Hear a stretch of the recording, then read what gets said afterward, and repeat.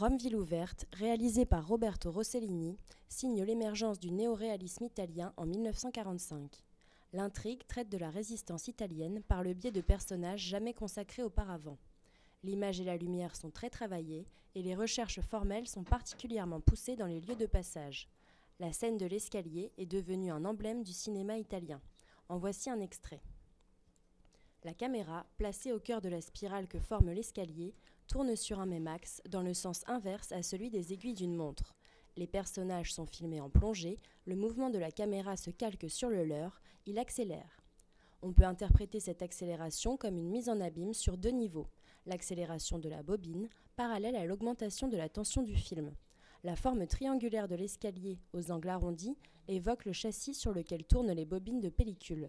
La dramatisation de l'intrigue est illustrée par l'accélération du mouvement de la caméra. L'alternance entre ombre et lumière témoigne d'un travail de l'image très approfondi. Si l'on file la métaphore, on peut y lire une évocation de la pellicule, sur laquelle alternent zones d'ombre, images, et de lumière, négatifs.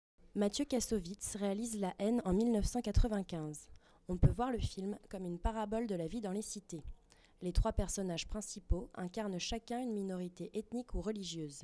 Ils se débattent dans l'engrenage de la misère sociale et de la délinquance. L'escalier est de forme elliptique. On retrouve dans ce plan une mise en abîme du mouvement de la bobine. Le rythme lent et le fait que la caméra tourne dans le sens opposé à celui des personnages renforcent cette impression. Ce plan peut constituer une autre mise en abîme dans la mesure où il souligne les rapports de force entre les personnages. Vincent Cassel, le héros, domine.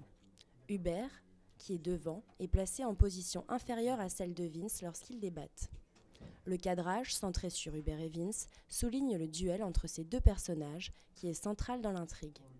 Saïd est placé entre les deux personnages, il a un statut d'intermédiaire.